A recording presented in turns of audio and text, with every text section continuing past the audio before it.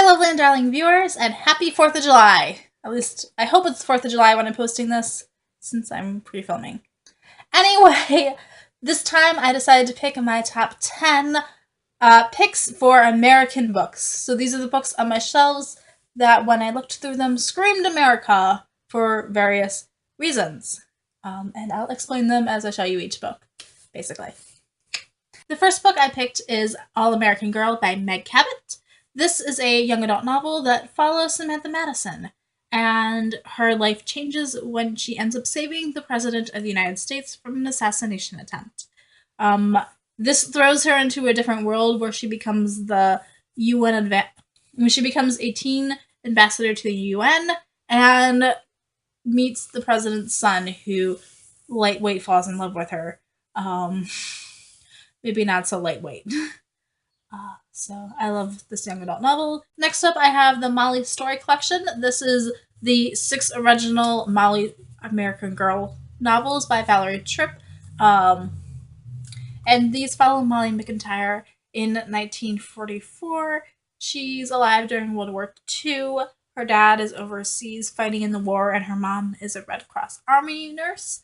And just this glimpse of this moment in American history and what daily life was like, and really the entire American Girl series would totally count for this. But Molly's my American Girl. She's the doll I had. So my favorite. So that's why I picked these. Children's novels, but still fun. Next up, I have The Adventures of Tom Sawyer by Mark Twain. This follows Tom Sawyer as he's growing up on the Mississippi River and all the chaos that he gets into with his best friend Huck Finn, and I super loved this book when I was in middle school. So I think this book has like a good look at Americana and what we think of as American, and I just picked it. Okay, guys, it's a nice classic book by an American author that takes place in America, and it's amazing, so that should be enough, clearly. And I also picked The Grapes of Wrath by John Steinbeck. If I were gonna have a pick for like the great American novel, it would be The Grapes of Wrath. This book is amazing. It follows this family during the Dust Bowl and their migration throughout the country as they try to seek a new life in California, and just their entire pilgrimage through the United States, from like the Midwestern plains to what it's like through, I don't remember what cities they go through. I think they're following Route 66 maybe, but they end up in California, and so we see this wide swatch. So we see this wide swatch of what America looks like and Americana, and I really love this book, guys, so that's why I picked it. Moving on to nonfiction, I picked The Color of Water by James McBride. This is his memoirs about growing up and really his mother's story. So James McBride is born to a white mother and a black father. But when he's younger, he asks his mother like what color she is, and she kind of evades the question. And then later he asks her what color is God, and she responds the color of water. And it's really this look at race and religion and identity in America. All right, the next 3 books I picked are all similar. They are all nonfiction collections of these short glimpses of insane things that have happened throughout American history. So the first one is A Stupid American History by Leland Gregory. Then I have The Secret Lives of the U.S. Presidents by Cormac O'Brien. And then also A Treasury of Great American Scandals by Michael Farquhar.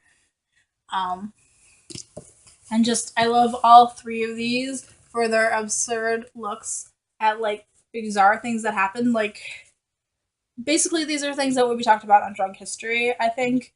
And so these are the ones that I picked. Yeah. I couldn't really choose one of these, so I just picked all 3. Clearly they each have their own scope of what they're trying to tell, and some of these stories might repeat throughout these books, but I love them all. I love short little glimpses of history. Like, I don't have the patience to sit down and read an entire history book, but if you give me a 1-page synopsis, especially of something amusing, those are the kinds of stories that I love reading and eating up. the absurd and bizarre things that happened and scandalous stories. The next book I have is Under God, which is written by Toby Mac and Michael Tait from DC Talk. This is a follow-up to Jesus Freaks, and this one is specifically the mini stories of different Americans and like Christian Americans and their faith journeys. So like little tiny mini biographies.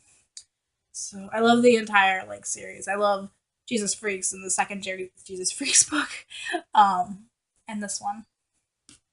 Also, the cover itself just looks old school, antique American there. The last book I picked is also nonfiction. It is American Nerd by Benjamin Nugent.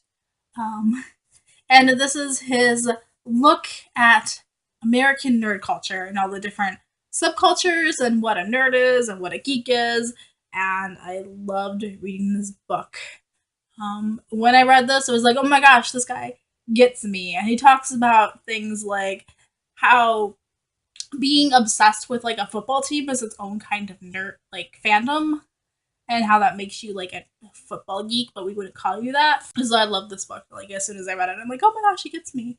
And it has American in the title, so that's my pick for including it in an American list. Although really, I think even if you lived in a different country, if you associate as being a nerd or a geek, you should totally check out this book. So those were my top 10 picks for books that scream America to me. So let me know in the comments below which books do you think are American or scream America.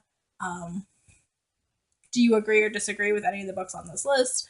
And have you read any of these books, and did you enjoy them or hate them or what? Yeah. So, peace out. I love you guys, and keep reading. Bye.